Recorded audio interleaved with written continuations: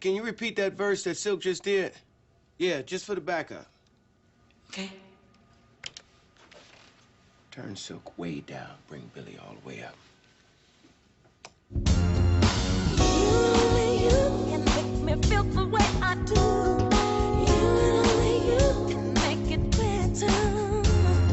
You and only you can do the freaky things you do.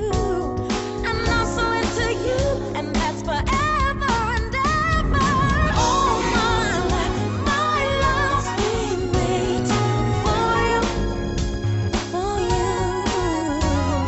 All my life, my heart. It was great. Thanks. Did you really like it? Sylk, I had no idea you could blow like that. I had no idea you were so interested in how good I could blow. Can we get out of here? Please, thanks. Well, the girls, can I take a photo of the four of you? Oh, yeah. Oh, you don't need them. They don't matter. They're just backup. And I'm so into you, that's forever and ever. All my life, my love's been for you, for you. All my Hey, life. you in the hat. Can I talk to you for a second? Excuse me, ladies, but I gotta talk to you. That was you singing, right? Man, I knew it. I knew it wasn't Sylk.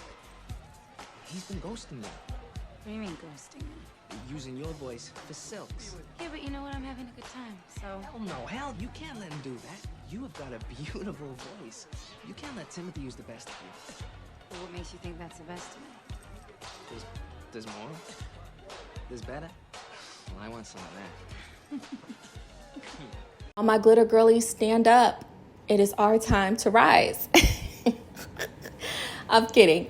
But that clip that was showed at the beginning of this analysis was from, oh my gosh, a movie that we burnt a hole through this VHS tape in my household. It's from the movie Glitter, which was Mariah Carey's movie. And I believe it was actually designed to depict Mariah Carey's life, especially her blossoming into, her respective field now, which is clearly being an entertainer, being a musician, a stellar vocalist, a legendary vocalist. Let me correct myself.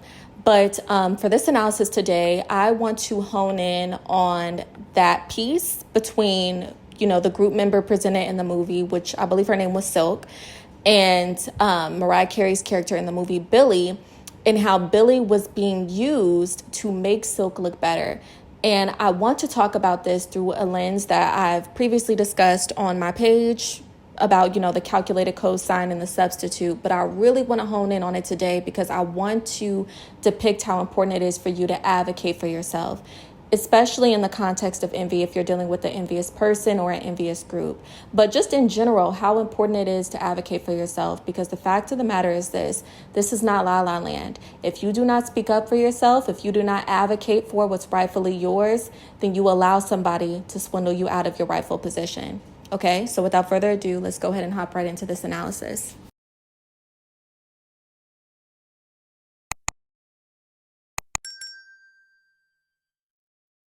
So to provide a little bit more context as far as the clip that was referenced at the very beginning of this analysis, Mariah Carey's character, Billie, in the movie Glitter, was amongst her friends, and they were assigned as background singers to, I think, a well-known artist in the movie, and her name was Sylk, and that was the other lady who was also very beautiful.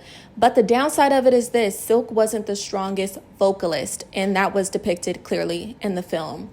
But what benefited Sylk was she was dating, I believe, like the manager or the producer or something like that of the group in the movie.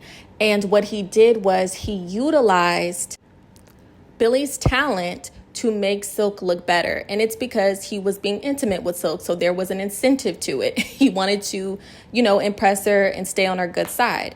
Now, here's the thing about it.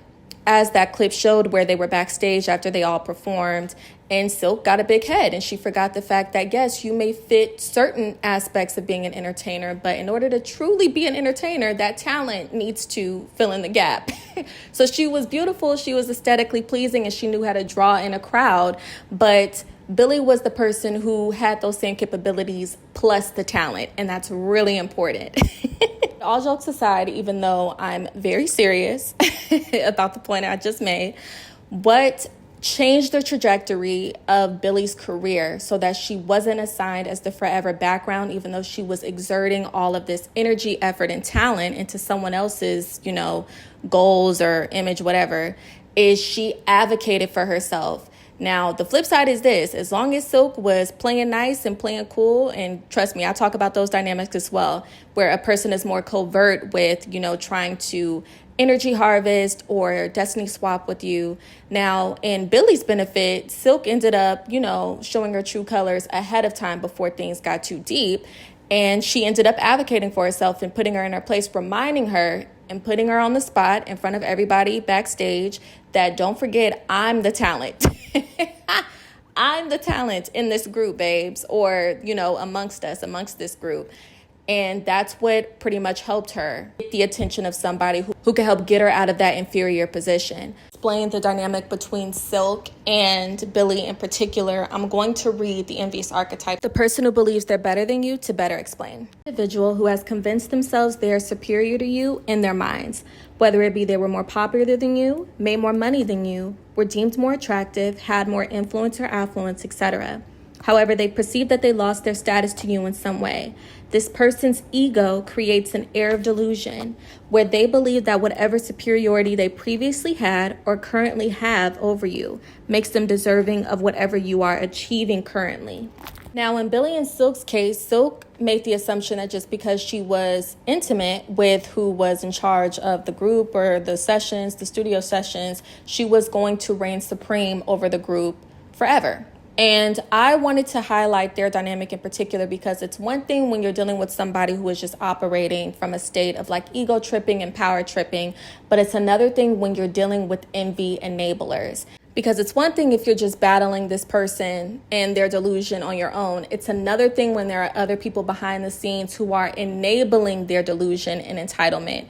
And this is why I wanted to hone in on Billie and Sylk's dynamic. Because if you allow people to energy harvest off of you or to position you as a footstool, if they're not putting in the work and they don't have the favor or the talent, then you won't experience the breakthrough that's entitled to you. And I love the fact that Dice communicated that and advocated for Billie in that moment. First, I want to elaborate on what I mean by envy enablers a little bit more in this context by reading a section in the book. And I'll be reading from the calculated cosine technique section for those who already have the book. And it states, technique is rampant in professional and academic environments where praise and promotion are given to a peer or colleague who is underperforming and submits subpar work. The more you're faced with rejection and replacement, the more you withdraw. Sometimes our best course of action is to call people's bluff. When it is apparent you are being overlooked, even though you submit exceptional work and expend immense effort, draw back. If you have other options, communities, and opportunities available, redirect your energy and efforts to where you are accepted and valued. We witnessed Billie redirect her attention properly by partnering with Dice, someone who was clearly interested in advocating for her and helping her blossom into her fullest potential. And obviously, it ended up catapulting her career, rightfully so. All it took was her connecting herself to the right person so that she could be positioned for the proper environments and opportunities. And the fact of the matter is this. I believe I've read from another section in the book that talks about, and if I haven't, I'll talk about it in this analysis here, but there's another section in the book that talks about assessing your environment at large.